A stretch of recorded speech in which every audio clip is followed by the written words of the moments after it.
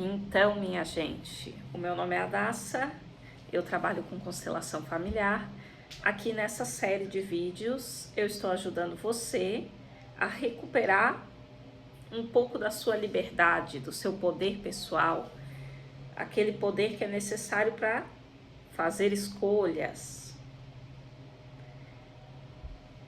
Então, lá no começo da série eu falei para você que até o final o objetivo é que você tivesse mais poder pessoal, você tivesse mais força para tomar decisões. Mas a verdade é que no último vídeo você ficou sabendo que você tem menos livre-arbítrio do que você pensa. E isso está parecendo um pouco contraditório.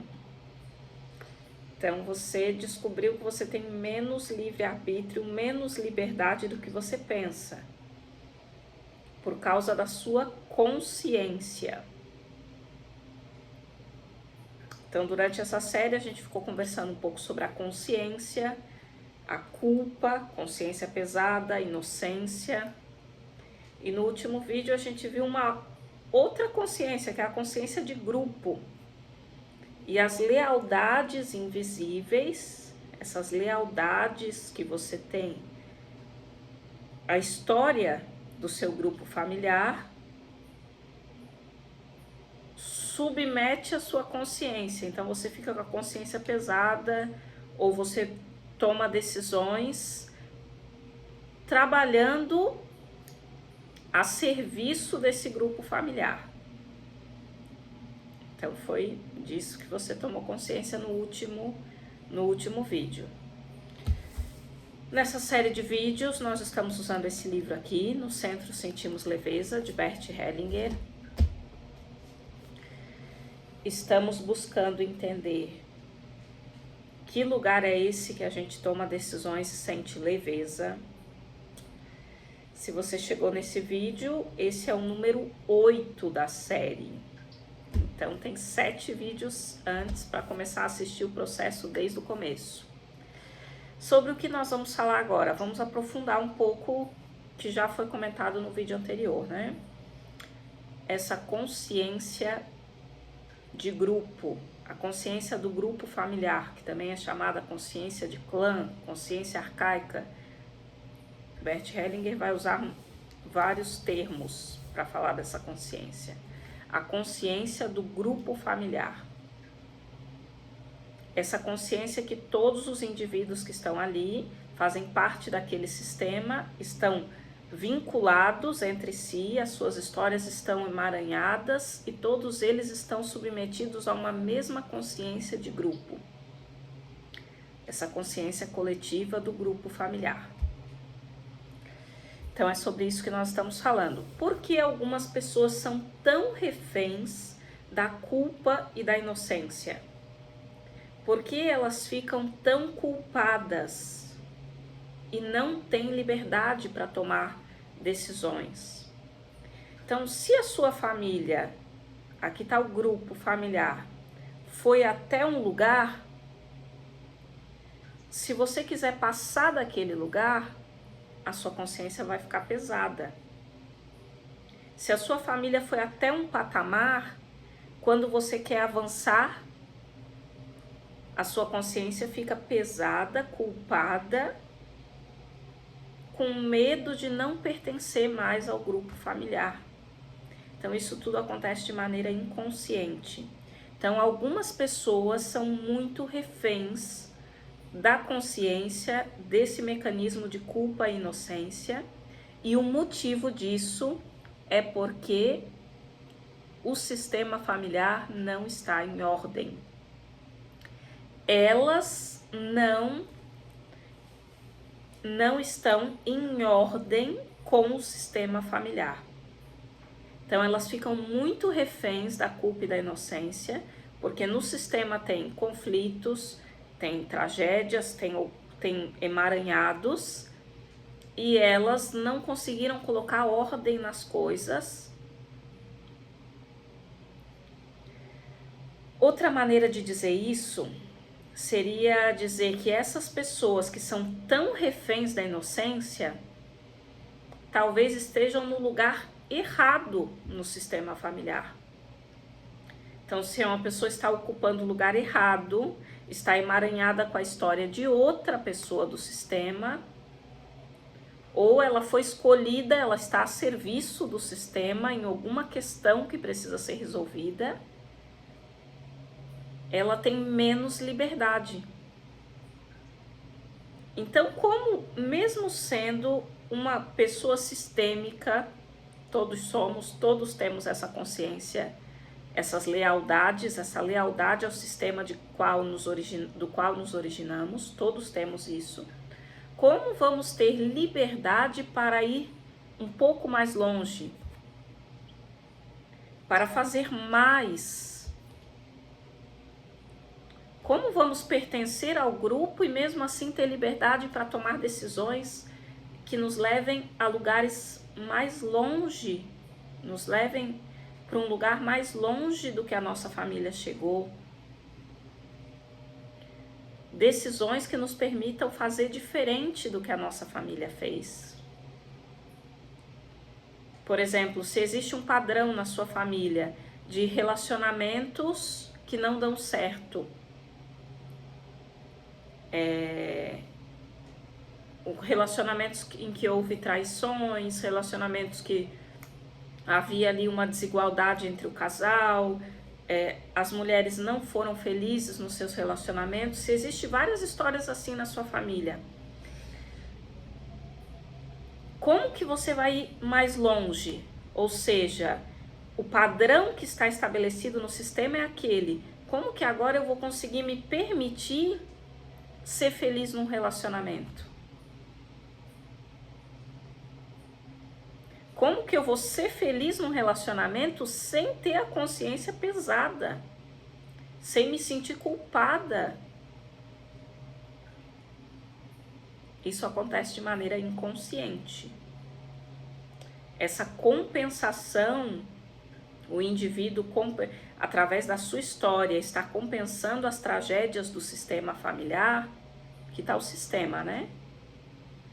O indivíduo, através da sua história, está compensando as tragédias do sistema, é um movimento inconsciente. Então, naquele aspecto em que a sua vida está paralisada, existe uma probabilidade alta de ser uma questão sistêmica. Então, se a sua vida está paralisada ali num determinado lugar, existe uma chance alta de que o problema seja uma questão sistêmica. Ou seja um conflito entre essa consciência de grupo que não está te permitindo avançar. Vamos entender melhor.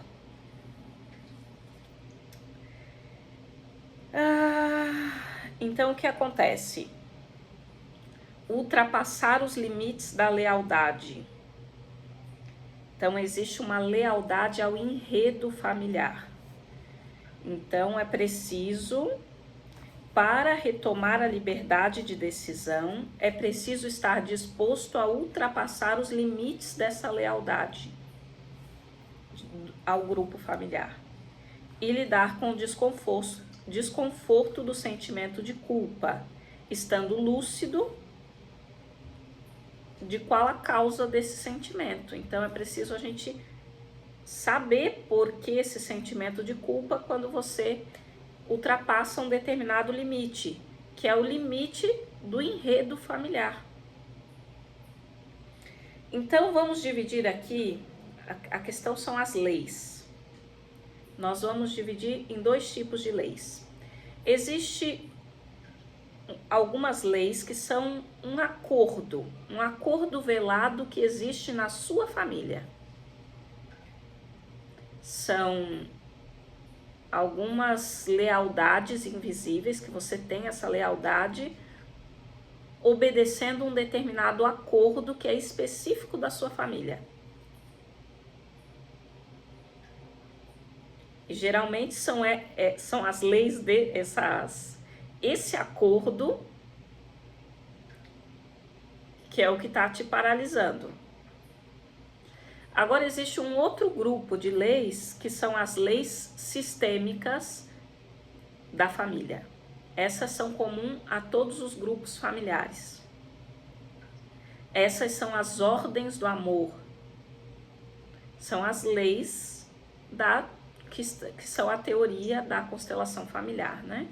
São as leis que Bert Hellinger, através da observação, observando o fenômeno das constelações, conseguiu identificar que tem 3 leis principais ao qual esse fenômeno obedece. Então, as famílias obedecem 3 leis principais. Assim como existem as leis da natureza, a natureza obedece leis que a gente conhece como leis da física, a lei da gravidade, a lei da inércia, a força centrífuga. Então, a natureza obedece leis e a família, como um sistema, também obedece leis. Então, existem 3 leis principais que são chamadas, Bert Hellinger, na teoria, vai chamar elas de as ordens do amor. Então, tem um acordo que existe na sua família, um acordo pessoal da sua família, aqui do grupo, e existem as leis que regem todos os sistemas familiares. Cada um dos sistemas familiares vai obedecer essas leis. Então, as 3 leis são a lei do pertencimento, todos pertencem. No grupo, aqui está o grupo, cada um dos indivíduos pertence. Essa é a primeira lei, todos pertencem. A segunda lei é a hierarquia. No grupo, existe uma hierarquia. Por ordem de chegada, por função, existe uma hierarquia no grupo. E a terceira lei é a lei do equilíbrio. Nas relações precisa haver um equilíbrio. Por exemplo, nas relações de iguais, como um casamento, um relacionamento amoroso, é uma relação de iguais. Então, numa relação de iguais precisa haver um equilíbrio. Então, são essas 3 leis principais, as leis que regem as famílias. Agora, quanto àquele acordo de leis que tem lá no seu enredo familiar. Então, vamos entender um pouco melhor. Existem leis que são específicas da sua família, são acordos. Então, não são leis naturais, são lealdades, são compromissos, são acordos que foram assinados. Todos obedecem, talvez ninguém nunca falou, talvez ninguém nunca escreveu, mas todos sabem que tem que obedecer aquelas leis, aquele acordo. Todos são leais àquele acordo. Que acordos são esses? Vamos citar aqui alguns exemplos. Primeiro, complete. Na minha família, todo mundo é... Na minha família, todo mundo é... Aí você completa a frase. E essa resposta que você deu para a frase determina uma das cláusulas desse acordo que tem na sua família. Então, se todo mundo é porque isso está escrito nesse acordo que vocês têm. Vamos seguir aqui com os exemplos. Na minha família, todas as mulheres são separadas. Então, esse é um exemplo de acordo. Na minha família, todas as mulheres são separadas. Nenhum relacionamento deu certo. Como vai ser difícil para essa jovem que está começando um relacionamento se autorizar a ter um casamento feliz, mesmo tendo um histórico em que a sua mãe foi infeliz, a sua mãe foi traída no relacionamento, as suas tias não foram felizes nos seus casamentos, as suas irmãs mais velhas também não conseguiram. Como ela vai se autorizar a ser feliz?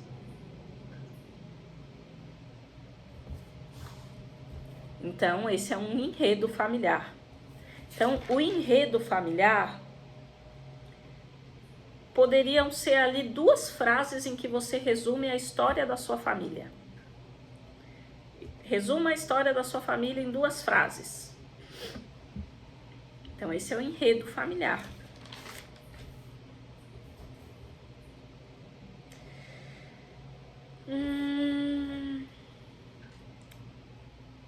Aí tem umas perguntas aqui. Exemplo, né? Na minha família todos são advogados. Na minha família todos fazem direito. Na minha família todos são médicos. O que acontece na sua família? O que todos são? Padrões. Procure por padrões. O que acontece na sua família? Que padrões se repetem? Ah, tem aquela tia, tem mais essa aqui, tem esse aqui, tem... Que padrões se repetem? Procure por padrões e aí você começa a entender que cláusulas são essas que estão no contrato, o que está escrito no contrato, esse enredo familiar, né? Então, é isso. Através da nossa consciência e da consciência do grupo familiar, você fica sujeito às leis. Então, onde as leis são escritas, agora falando das leis, as 3 leis, né? Onde as leis estão escritas? Na consciência do grupo. Através da sua consciência e da consciência do grupo familiar, você está sujeito às leis. Muito bem, o que acontece? Acontece que por conta do enredo familiar, em obediência ao enredo familiar, muitas vezes nós desobedecemos as 3 leis. Então, por conta de algo que acontece ali no enredo familiar, a família desobedece uma das 3 leis. E quando desobedece uma das 3 leis naturais da família, o sistema precisa compensar aquela falha. O sistema, ele precisa continuar funcionando. E para continuar funcionando, ele compensa de alguma maneira. É como o seu sistema corpo. O corpo precisa continuar funcionando. Então, quando um órgão está mais debilitado, começa a exigir de outras partes do sistema. Outros órgãos do sistema que começam a trabalhar para compensar. Assim também acontece o cérebro. Então, se existe algum problema, isso acaba afetando todo o sistema, porque tenta haver uma compensação. Assim acontece na família. Então, a família busca compensar quando desobedecem as 3 leis. Vamos citar um exemplo aqui para ficar mais claro. A lei do pertencimento, o que ela diz? Todos pertencem. Ninguém deve ser excluído. Mas aí acontece algum evento aqui, que é esse enredo familiar, é essa tragédia da família, e desobedece a lei do pertencimento, ou seja, alguém é excluído da família por conta da tragédia. Exemplo, o pai. O pai foi excluído em que sentido? O pai abandonou, o pai fugiu, o pai não veio ver, o pai não está. Como o pai não está aqui, como o pai não participou da criação dos filhos, como o pai, talvez os filhos nem conhecem o pai, por ele não estar aqui, ele é excluído do sistema. Então fica um buraco no sistema, tá faltando um. E o sistema precisa compensar. Então outros indivíduos daquele sistema vão acabar sendo sobrecarregados com aquela função que faltou, que é a função do pai. Por exemplo, a mãe vai ser sobrecarregada. A mãe é um dos indivíduos que vai ser sobrecarregado por causa disso. Então, o que seria não dar pertencimento ao pai? Por exemplo, se a mãe dissesse assim, eu trabalho por 2, eu faço por 2. Então, ela estaria dizendo que ela é capaz de compensar a parte do pai totalmente. Isso não é verdade, porque todo o sistema está trabalhando para compensar. Por exemplo, o filho mais velho, aquela cadeira ficou vazia, então existe uma probabilidade que o filho mais velho seja o filho que vai sentar na cadeira do pai. E ele vai ser como que um parceiro da mãe, ajudando a compensar aquela falta. Então esse filho que está comprometido na cadeira do pai, ele era um filho, mas ele está na cadeira do pai. Então ele vai se sentir o quê? Insuficiente, porque ele não dá conta de todas as responsabilidades do pai. E ao mesmo tempo, na vida dele, ele está limitado, porque ele não está no lugar dele. Ele está no lugar do pai. Ele está cumprindo responsabilidades do pai. Ele está trabalhando pelo sistema para tentar equilibrar aquela falta que aconteceu ali, aquela exclusão, né? Então é assim que acontece os emaranhados. Esse filho está emaranhado com a cadeira, com a história do pai.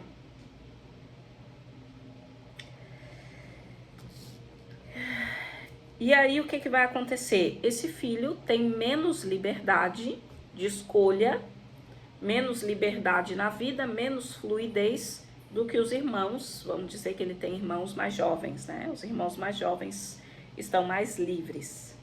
Bert Hellinger vai dizer o seguinte: no nosso lugar temos força, no lugar do outro perdemos a força.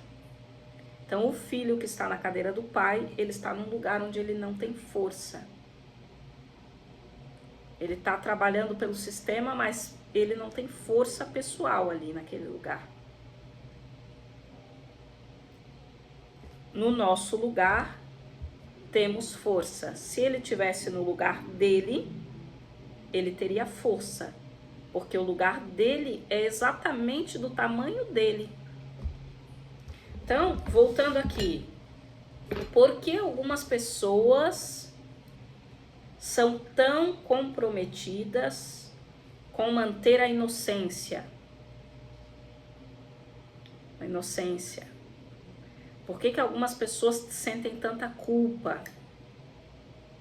Por que algumas pessoas não conseguem ir adiante? Ficam presas no enredo familiar, porque elas não estão no seu lugar. E no seu lugar elas teriam força. Se elas estivessem exatamente do seu tamanho, no seu lugar, elas teriam força. Do seu tamanho, elas estão obedecendo à lei da hierarquia. No seu lugar, pertencimento. Esse lugar me pertence, o outro é de outra pessoa que não deveria ter sido excluída. Então, no seu lugar, a pessoa tem força e a pessoa tem mais liberdade. Ela pode fazer a sua história, mas quando ela está no lugar de outro, quando ela está compensando o sistema, ela já não tem tanta liberdade. Então, qual seria a solução para essa cena aqui que a gente está conversando sobre o pai não está presente, aí o filho mais velho está sendo sobrecarregado, está enredado com essas responsabilidades da cadeira do pai, está sentado na cadeira que não lhe pertence. Qual seria a solução? Dar pertencimento ao pai. O que significa dar pertencimento ao pai? Se a gente não conhece o pai, se o pai não veio, se o pai não está, se o pai não esteve presente. Como dar pertencimento ao pai? O que foi o pai? Então é preciso dar pertencimento à história da família. É preciso assumir que o pai fez falta, dar pertencimento à falta do pai. Assumir que aquele lugar ficou vazio, que aquele homem fez falta na família. Em vez de dizer, ah não, eu cumpri a função do pai que não cumpriu a função, como se tivesse cumprido plenamente a função do pai. Ou o filho que está ali comprometido com a responsabilidade do pai. A família realmente assumir a tragédia da família. A nossa tragédia é que não tivemos pai e ele fez muita falta. Honrar aquela cadeira, mesmo que ela esteja vazia.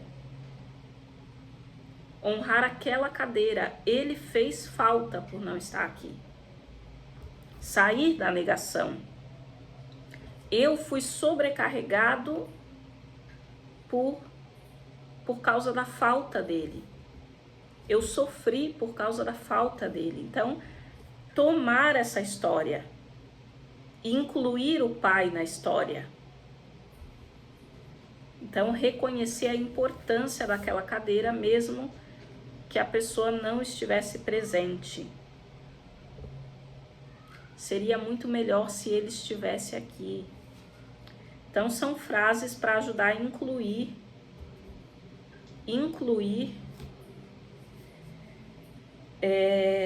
esse que foi excluído, né? Dar pertencimento.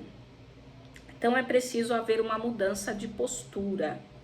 É preciso haver uma mudança de postura. O enredo, aquela lealdade ao enredo familiar, é preciso ser deixado de lado essa lealdade ao enredo familiar.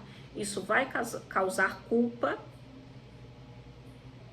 A pessoa pode sentir que está traindo os outros que pertencem ao grupo familiar, mas ir obedecendo às ordens do amor para poder voltar para o próprio lugar, que é o lugar onde a pessoa tem força. Aí aqui segue explicando assim.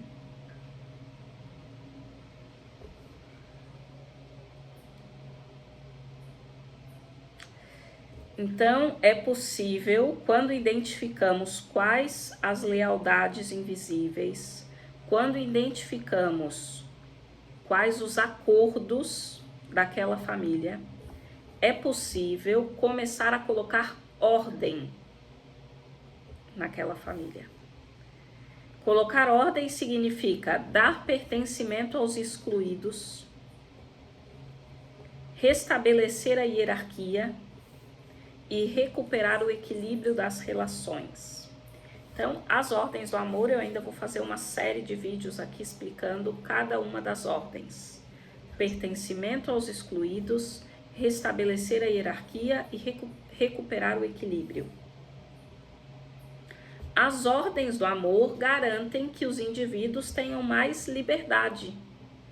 Então, o indivíduo que obedece às ordens do amor, que cumpre as ordens naturais do sistema, ele não vai estar preso àquele enredo de maneira a ficar sem liberdade, de maneira a ficar com a consciência submetida ao enredo.